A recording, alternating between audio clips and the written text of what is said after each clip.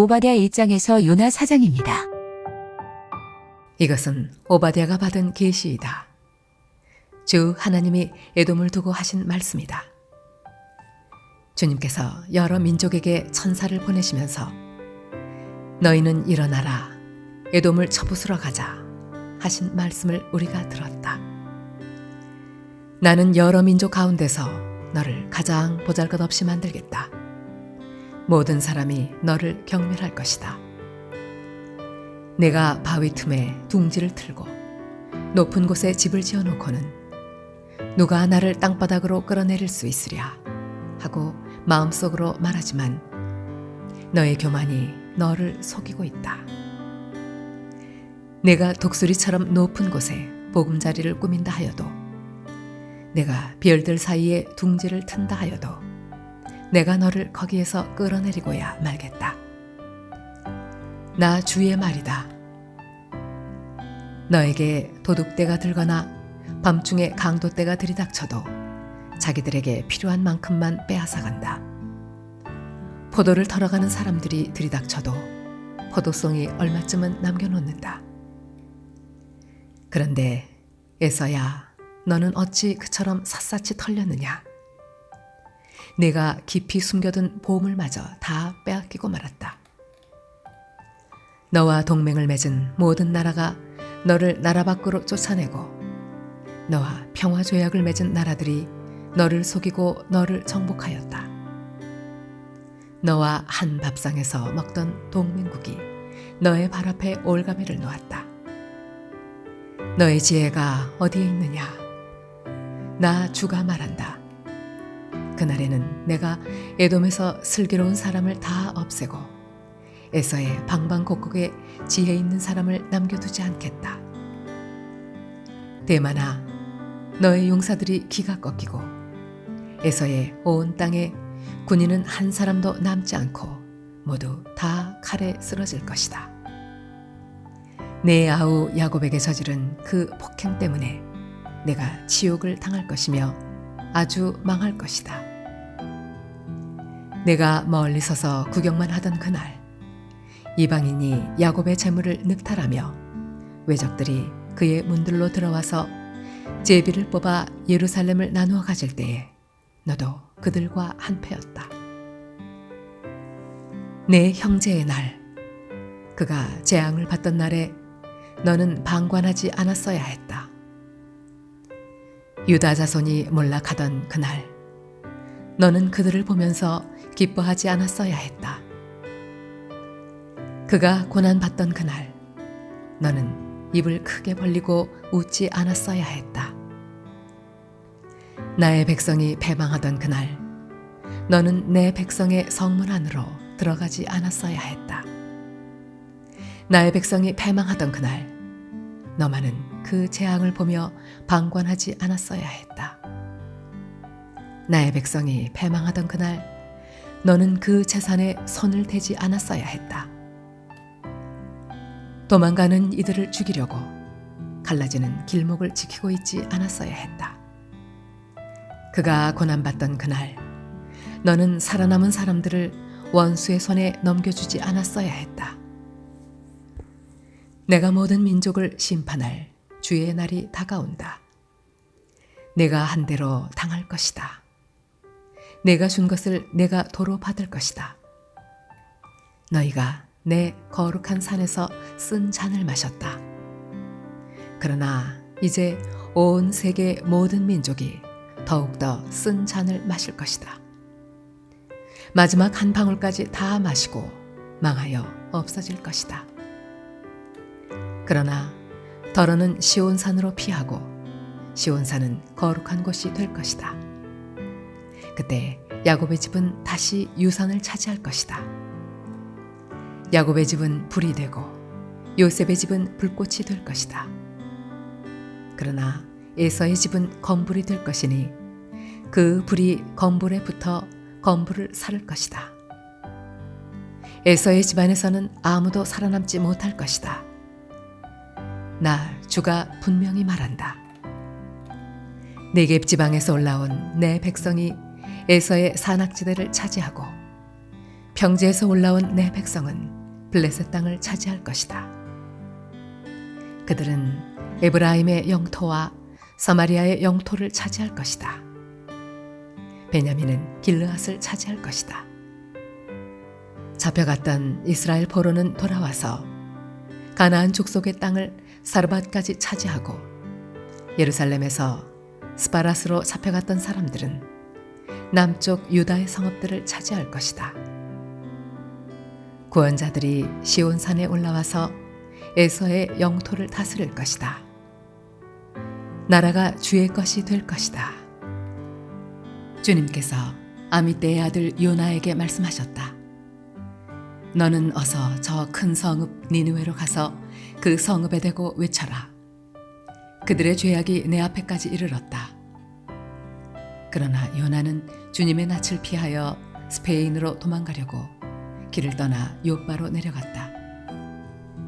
마침 스페인으로 떠나는 배를 만나 뱃삭을 내고 사람들과 함께 그 배를 탔다.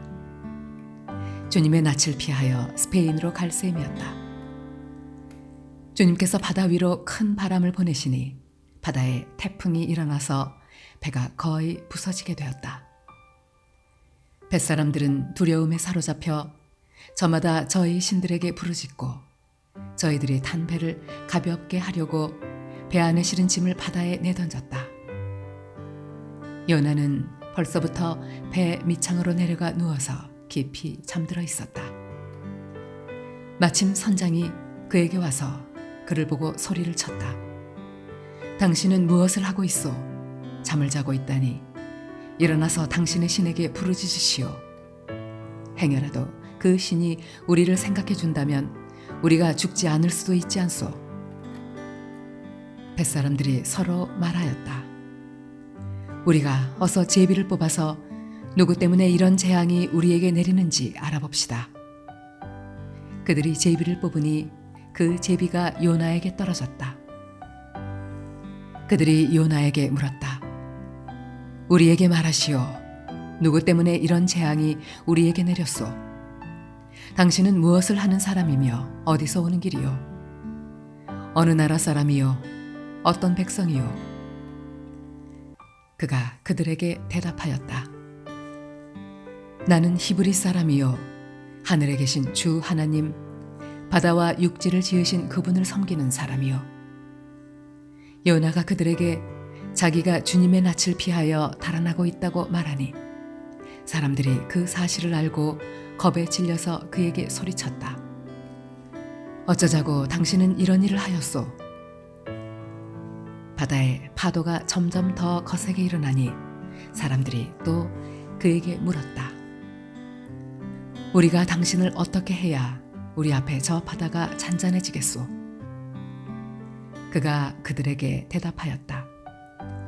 나를 들어서 바다에 던지시오. 그러면 당신들 앞에 저 바다가 잔잔해질 것이요. 바로 나 때문에 이 태풍이 당신들에게 닥쳤다는 것을 나도 알고 있소. 뱃사람들은 육지로 되돌아가려고 노를 저었지만 바다의 파도가 점점 더 거세게 일어났으므로 헛일이었다. 그들은 주님을 부르며 아뢰었다. 주님, 빕니다. 우리가 이 사람을 죽인다고 해서 우리를 죽이지 말아 주십시오.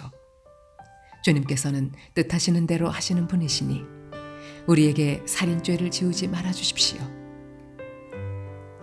그들은 요나를 들어서 바다에 던졌다. 폭풍이 일던 바다가 잔잔해졌다. 사람들은 주님을 매우 두려워하게 되었으며 주님께 희생 제물을 바치고서 주님을 섬기기로 약속하였다. 주님께서는 큰 물고기 한 마리를 마련하여 두셨다가 요나를 삼키게 하셨다. 요나는 사흘 밤낮을 그 물고기 뱃속에서 지냈다. 요나가 물고기 뱃속에서 주 하나님께 기도드리며 아뢰었다. 내가 고통스러울 때 주님께 불러 아뢰었더니 주님께서 내게 응답하셨습니다. 내가 스올 한가운데서 살려달라고 외쳤더니 주님께서 나의 호소를 들어주셨습니다. 주님께서 나를 바다 한가운데 깊음 속으로 던지셨으므로 큰 물결이 나를 에워싸고 주님의 파도와 큰 물결이 내 위에 넘쳤습니다.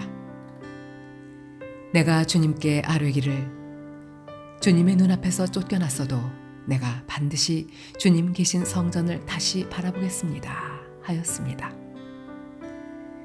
물이 나를 두르기를 영혼까지 하였으며 기품이 나를 에워쌌고 바닷풀이 내 머리를 휘감았습니다. 나는 땅속 맷뿌리까지 내려갔습니다. 땅이 빗장을 질러 나를 영영 가두어 놓으려 했습니다만 주 나의 하나님 주님께서 그 구덩이 속에서 내 생명을 건져주셨습니다. 내 목숨이 힘없이 꺼져갈 때에 내가 주님을 기억하였더니 나의 기도가 주님께 이르렀으며 주님 계신 성전에까지 이르렀습니다. 헛된 우상을 섬기는 자들은 주님께서 베풀어 주신 은혜를 저버립니다. 그러나 나는 감사의 노래를 부르며 주님께 희생 제물을 바치겠습니다. 서원한 것은 무엇이든지 지키겠습니다. 구원은 오직 주님에게서만 옵니다. 주님께서 그 물고기에게 명하시니 물고기가 요나를 뭇에다가 뱉어냈다. 주님께서 또다시 요나에게 말씀하셨다. 너는 어서 저 큰 성읍 니느웨로 가서 이제 내가 너에게 한 말을 그 성읍에 외쳐라.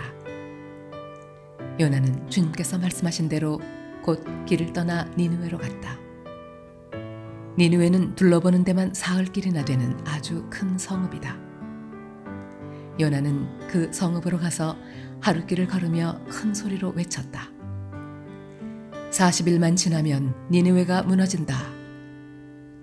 그러자 니느웨 백성들은 하나님의 말씀을 믿고 그 음식을 선포하고 그들 가운데 가장 높은 사람으로부터 가장 낮은 사람에 이르기까지 모두 굵은 베옷을 입었다. 이 소문이 니느웨의 왕에게 전해지니 그도 임금의 의자에서 일어나 걸치고 있던 임금의 옷을 벗고 굵은 베옷을 입고 잿더미에 앉았다. 왕은 니느웨 백성에게 다음과 같이 선포하여 알렸다. 왕이 대신들과 더불어 내린 칙명을 따라서 사람이든 짐승이든 소떼든 양떼든 입에 아무것도 대서는 안 된다. 무엇을 먹어도 안 되고 물을 마셔도 안 된다.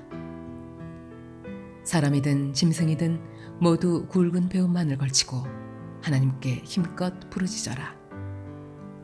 저마다 자기가 가던 나쁜 길에서 돌이키고 힘이 있다고 휘두르던 폭력을 그쳐라.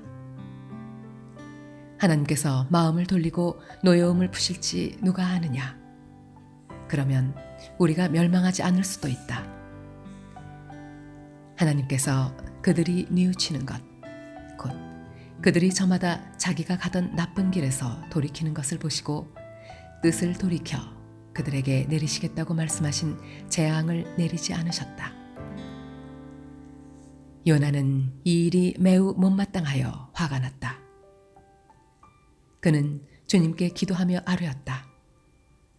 주님, 내가 고국에 있을 때에 이렇게 될 것이라고 이미 말씀드리지 않았습니까? 내가 서둘러 스페인으로 달아났던 것도 바로 이것 때문입니다.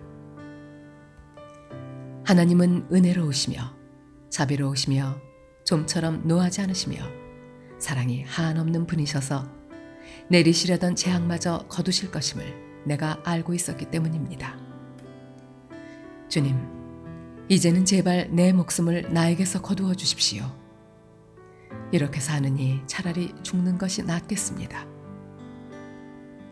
주님께서는 네가 화를 내는 것이 옳으냐 하고 책망하셨다. 요나는 그 성읍에서 빠져나와 그 성읍 동쪽으로 가서 머물렀다. 그는 거기에다 초막을 짓고 그 그늘 아래에 앉았다. 그 성읍이 어찌 되는가를 볼 셈이었다. 주 하나님이 방넝쿨을 마련하셨다. 주님께서는 그것이 자라올라 요나의 머리 위에 그늘이 지게 하여 그를 편안하게 해주셨다. 박넝쿨 때문에 요나는 기분이 무척 좋았다. 그러나 다음 날 동이 틀 무렵 하나님이 벌레를 한 마리 마련하셨는데 그것이 박넝쿨을 쏘아버리니 그 식물이 시들고 말았다. 해가 뜨자 하나님이 찌는 듯이 뜨거운 동풍을 마련하셨다. 햇볕이 요나의 머리 위로 내리쬐니 그는 기력을 잃고 죽기를 자청하면서 말하였다. 이렇게 사느니 차라리 죽는 것이 더 낫겠습니다. 하나님이 요나에게 말씀하셨다.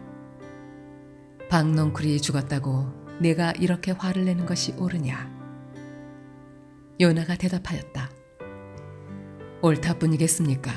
저는 화가 나서 죽겠습니다. 주님께서 말씀하셨다.